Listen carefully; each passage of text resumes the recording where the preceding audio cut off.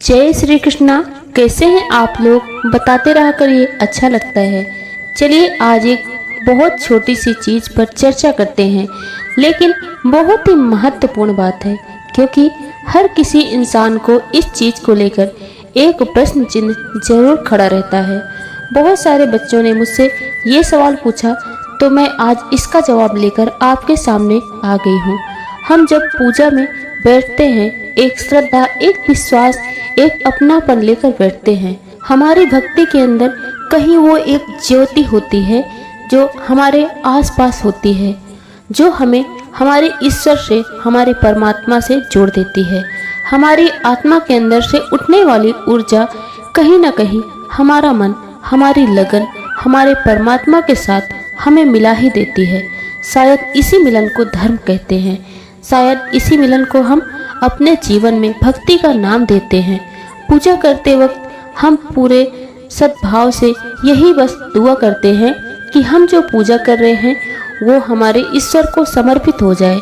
हम जो पूजा कर रहे हैं उससे हमारे ईश्वर हम पर प्रसन्न हो जाएं और उसके बदले हमारे जीवन को सुख, समृद्धि और शांति प्रदान करें, और हमारे बच्चे अच्छे से पढ़ लिख लें, पति अच्छी तरक्की कर जाए, घर के बुजुर्ग हमेशा अच्छी आयु और स्वास्थ्य पाएं।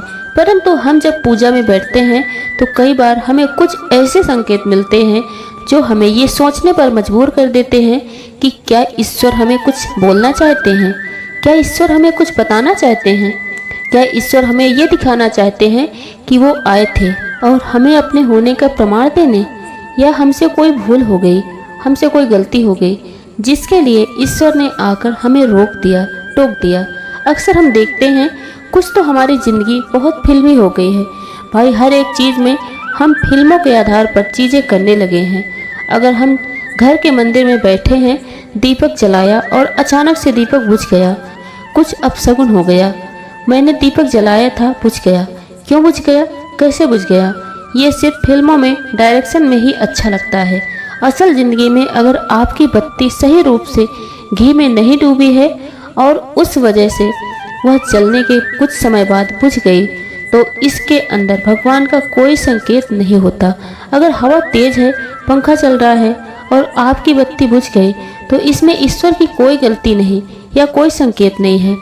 यह केवल एक नॉर्मल घटने वाली घटना है, जिसको आपको अपने जीवन में बहुत नेगेटिवली कभी भी नहीं लेना है।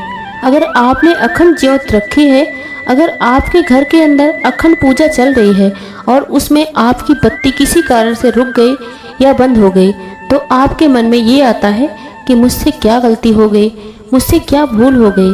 अगर ऐसा होता है तो आप ये बात मान सकते हैं कि हाँ, कुछ तो आपके साथ नेगेटिव हुआ है, लेकिन ये भगवान का कोई आपको नकारात्मक संकेत नहीं है।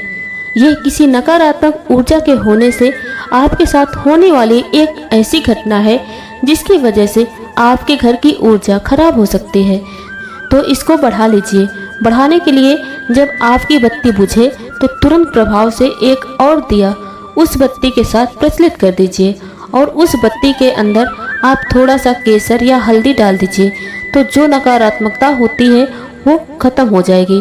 अगर किसी कारण से आपके घर के मंदिर के अंदर, कई बार मैंने देखा है कि हमने दिया जलाया, उससे पेपर जल गया, कोई कपड़ा जल गया या भगवान जी के वस्त्र जल गए, तो हम बहुत परेशान हो जाते हैं। क्या ये कोई अशुभ संकेत हो गया या कोई नकारात्मक संकेत हो गया? यह संकेत कोई नकारात्मकता का नहीं है, ये नकारात्मक ऊर्जा के होने का संकेत है। ये सिर्फ नकारात्मक ऊर्जाएं वहाँ पर होने के कारण वह ऐसी चीज़ें वहाँ पर उत्पन्न करती हैं जिससे हमारी पूजा खंडित हो, बाधित हो, या हम अपनी पूजा पाठ से दूर हो जाएं। तो इसको हटाने के लिए क्या करना चाहिए? ऐसी कोई घटना आपके घर के मंदिर में घट गई, तुरंत प्रभाव से एक जटा पानी वाला नारियल ले लीजिए, उसको लाल कपड़े से बांधकर आपको उसको अपने मंदिर के सामने खड़े होकर 7 बार घुमाकर किसी चौराहे पर जाकर फोड़ आइए और कपड़े के साथ वहीं पर छोड़ आइए। नारियल को साथ में नहीं लाना। आपके घर की पूरी नकारात्मक ऊर्जा है जो उसी समय खत्म हो जाएगी। कई बार देखा गया कि दिए के अंदर जब हम बत्ती जलाते हैं तो उसमें फूल बन जाता है। अलग अलग लोगों का इस चीज़ को लेकर अलग अलग मत होता है। कुछ लोग कहते हैं कि यह ईश्वर के आशीर्वाद की प्राप्ति का संकेत है। कुछ लोग कहते हैं कि इससे हमारी पूजा सफल हो गई। कुछ लोग कहते हैं एक सकारात्मक हमारे को संकेत मिल गया कि हम कुछ अच्छा कार्य कर रहे हैं और ईश्वर के पास हमारी भक्ति पहुंच रही है। अगर आप पूजा करते हैं और आपकी बत्ती के अंदर भी फूल बन जाता है, लौंग बन जाती है, तो सच में एक सकारात्मक ऊर्जा के आपके घर में होने का प्रमाण होती है। इसके लिए आपको ईश्वर का धन्यवाद करना चाहिए और खुश होना चाहिए, क्योंकि ऐसा अगर आपके साथ भी होता है और निरंतर रूप से होता है, अगर रोज ही 10, 11 दिन, 15 दिन या 21 दिन लगातार होता है, तो आप ये मान लीजिए कि कोई देवी शक्ति जरूर आपके ऊपर अपनी कृपा बरसा रही है। लेकिन अगर ये विशेष तिथियों पर होता है, विशेष त्योहारों पर होता है, तो आप ये मान लीजिए कि आपके घर के अंदर कोई दैवी शक्ति आकर भ्रमण करके गई है, जिसका आशीर्वाद आपको आपके परिवार के सभी सदस्यों को जरूर प्राप्त होगा। है ना बहुत छोटी सी बात। इसको लेकर अब दोहरी सोच बिल्कुल मत रखिएगा। बिल्कुल किसी भी चीज़ को लेकर नकारात्मक मत होइएगा। और अगर आपके साथ ऐसी कोई भी अच्छी या बुरी घटना होती है तो मायूस होने की ज़रूरत नहीं है, क्योंकि हर एक चीज़ का तोड़ ईश्वर ने बनाया है। बस ज्ञान की प्राप्ति ना होने के कारण हमें पता नहीं होता, तो हम घबरा जाते हैं, यानी डरते हैं, और फिर हमें ऐसा लगता है कि कहीं हमारे साथ कुछ बुरा तो नहीं होने वाला, कहीं हमारे पितृ, हमारे देवता हमें कुछ बुरा संकेत तो नहीं दे रहे। हमारे ईश्वर हमारे माँ बाप की तरह होते हैं, और माँ बाप कभी अपने बच्चों का बुरा नहीं चाहते। ईश्वर भी हमारा बुरा कभी नहीं होने देगा। इसीलिए बिना डरे आप अपने घर के अंदर अगर कोई भी ऐसी घटना घटती है तो तुरंत उसका इलाज कर दीजिए।